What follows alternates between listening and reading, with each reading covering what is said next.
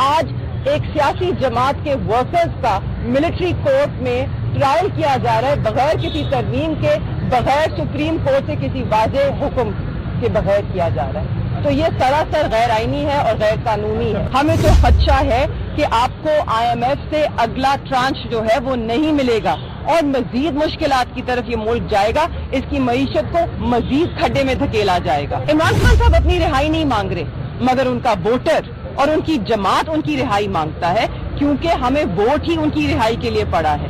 हर रियासत, हर मुल्क तभी मजबूत होता है जब वो इंसाफ पर खड़ा हो। देखिए, हमारे साथ पिछले 2 साल में हमारे वर्कर्स के साथ खास तौर पर बड़ा जुल्म हुआ और उस जुल्म की इंतहा हमने 26 नवंबर को देखी, जब हमारे कारकुनान को जख्मी किया गया, छलनी किया गया, शहीद किया गया। पुरअमन लोग थे, निहत्थे शहरी थे, उनके पास कोई असला नहीं था, ना कोई डंडे थे। पुरअमन तरीके से वो अपना आईनी हक मांगने गए थे और उनको वहां पर भून दिया गया, गोलियां चलाई गई। हमने तो सिर्फ जवाब मांगा था कि गोली चलाई क्यों, और आज तक हमें वो जवाब देना नहीं चाहते हैं। तो देखिए, हम फिर भी गुफ्तगू की तरफ गए, क्योंकि हम सबसे पहले चाहते हैं कि हमारे शोहदा को इंसाफ मिले। सबसे दिलचस्प बात है, जिन 19 लोगों को रिहाई मिली है, उनको 2-2 साल कैद सजा सुनाई गई थी।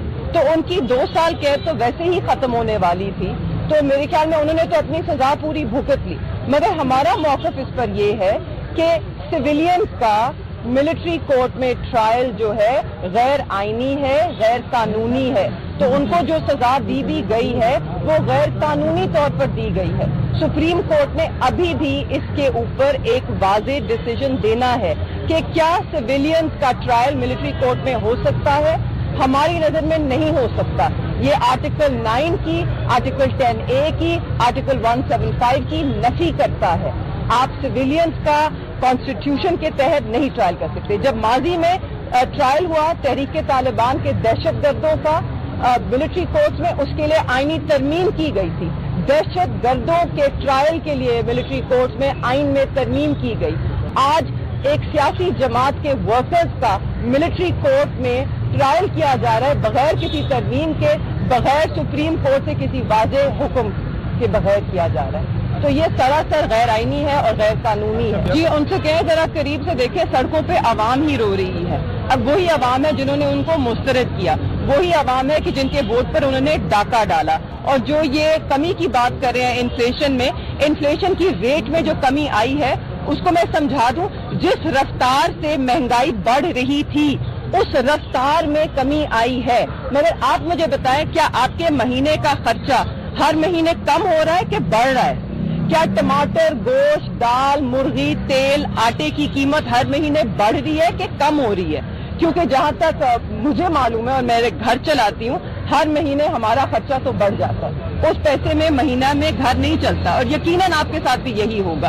तो ये नंबर का हेरा फेर है। और दूसरी बात मैं करती चलूं, पाकिस्तान तहरीक इंसाफ की हुकूमत को जब निकाला गया 2 साल पहले, और तब मईशत का मातम किया जाता था, महंगाई मुकाम मार्च हुआ करते थे, जहां पर तब हमारी मईशत थी, आज 2 साल के बाद रींग के वो वहां तक भी नहीं पहुंची। और तब यही लोग जो आज हुकूमत में हैं, जो आज इसकी बड़ी एक जश्न मना रहे हैं, तब वो इसी मईशत की इन्हीं हालात पर महंगाई मुकाम मार्चेस किया करते थे।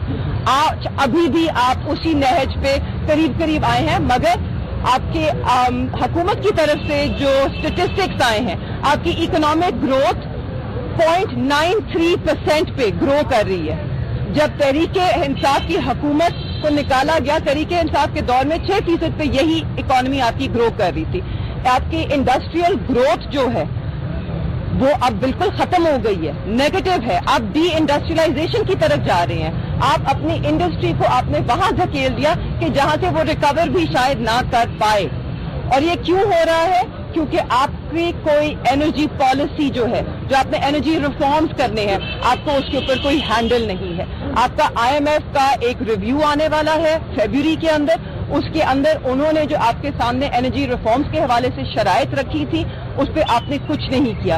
हमें तो खदशा है कि आपको IMF से अगला ट्रांच जो है वो नहीं मिलेगा اور مزید مشکلات کی طرف یہ ملک جائے گا، اس کی معیشت کو مزید کھڈے میں دھکیلا جائے گا۔ دیکھیے جی، مذاکرات کامیاب تبھی ہوں گے اگر ہر کوئی کھلے دل سے بیٹھے گا۔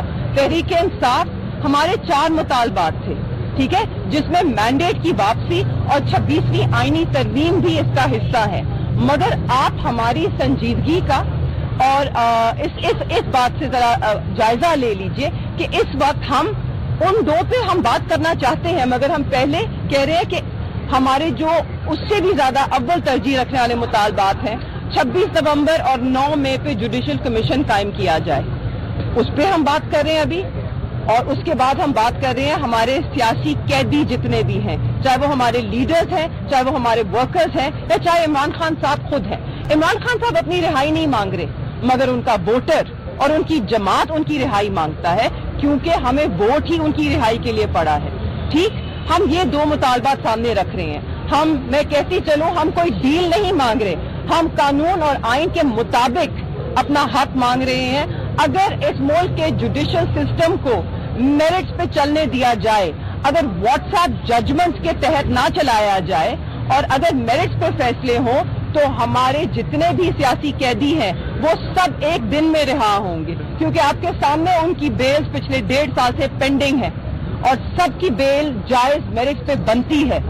تو ہمارے مطالبات بڑے جائز ہیں۔ ہم ابھی صرف ان 2 پہ بات کر رہے ہیں، ہم آگے مینڈیٹ پہ کی واپسی پہ بھی بات کرنا چاہتے ہیں، ہم مینڈیٹ کے انصاف پہ بات کرنا چاہتے ہیں، اور ہم یہ جو 26ویں آئینی ترمیم ہے، جس کو غیر پارلیمانی اور غیر جمہوری طریقے سے لایا گیا، جس کو بلاول بھٹو صاحب نے خود لقب دیا بروٹ میجورٹی کا، ہم اس پہ بھی بات کرنا چاہتے ہیں، کیونکہ یہ ملک، ہر ریاست، ہر ملک تبھی مضبوط ہوتا ہے جب وہ انصاف پر کھڑا ہو۔ دیکھیے، ہم سب کے لیے پاکستان ضروری ہے، ہم سب کو یہ سمجھنا ہوگا، ہر جماعت کو، سیاسی جماعت کو، ہر ادارے کو، پاکستان ہے تو ہم ہیں، پاکستان سے بڑھ کر کوئی نہیں ہے۔